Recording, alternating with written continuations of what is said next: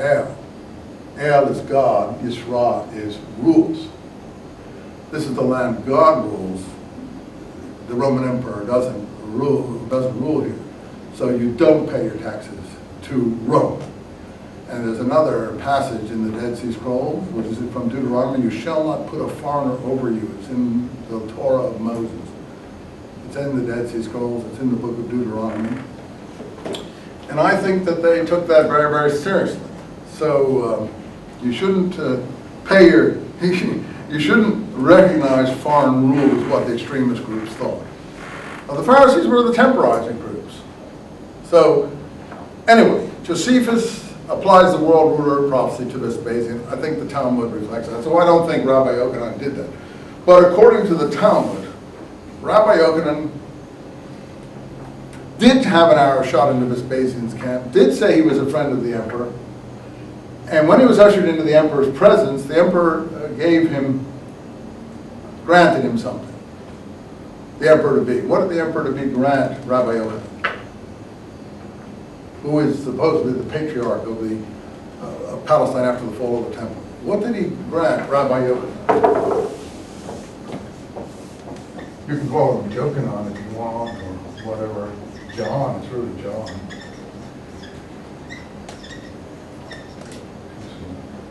What did he grant Rabbi Yochanan ben Zakkai? An academy at a place called Yavne. Yavne, where's Yavne? It's near Tel Aviv. It's on the coast. It's not up in all the island trouble areas. It's on the coast. So, Rabbi Yochanan got an academy. It turned out that the patriarchs, Pharisee patriarchs, also became the Roman tax collectors in Palestine.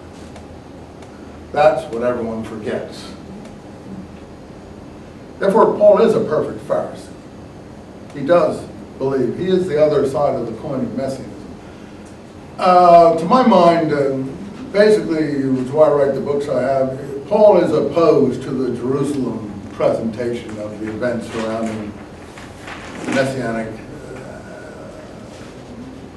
occurrences in Palestine, whether it's Jesus that we can identify in any real way or others. There is a community that is the Messianic community, and I believe that they are the same as the Essenes, who we say the Dead Sea Scrolls are written by. But the Dead Sea Scroll literature doesn't look anything like any Essenes you ever saw, because the Dead Sea Scrolls literature is unremitting, very aggressive. It is not retiring. It is not apolitical. It is not otherworldly. It is very messianic. And it believes in a final apocalyptic war against all evil on the earth. I know it's crazy. So do our Muslim friends who are doing all these things that we're watching today. But it's quite a beautiful idea. In fact, they get it directly from these people. It's a direct transmission through groups in Syria and Iraq, through Manichaeanism, through the Prophet Muhammad's encounter of these groups in southern Iraq when he was in the caravan trade, from the filtering of these groups down into northern Arabia in the 400s, 500s, and 600s to get out of the Roman grasp. And he encounters groups of this mindset clearly. Do you know that in southern Arabia, there was a Jewish kingdom in the 400s and 500s. The Jews had taken over southern Arabia.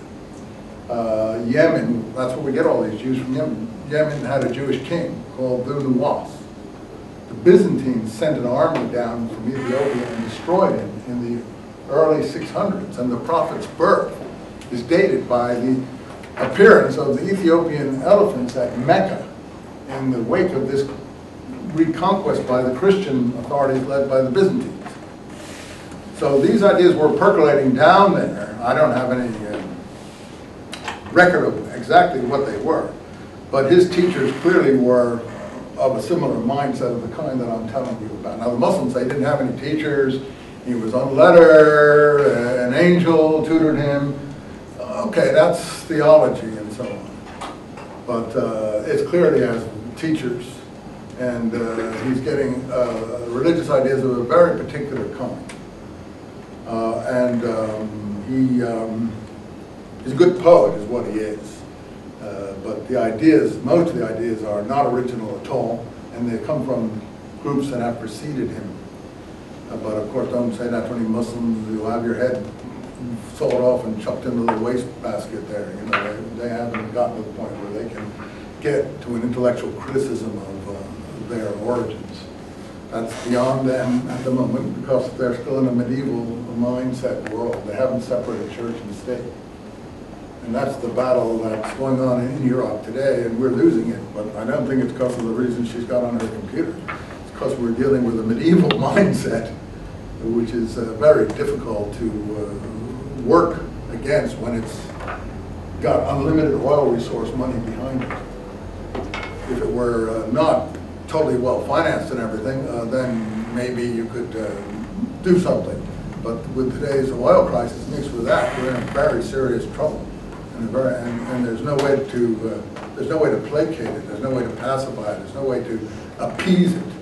You can't appease it because it's the kind of mindset I'm telling you about from these other materials that preceded it. And the people who are working with it just don't understand what they're up against. Put it that way. I think you say, "Oh, Eisenman, you think you know everything?" Well, yeah, I think I know this much. I know what we're up against. I know how the mind works. I study it.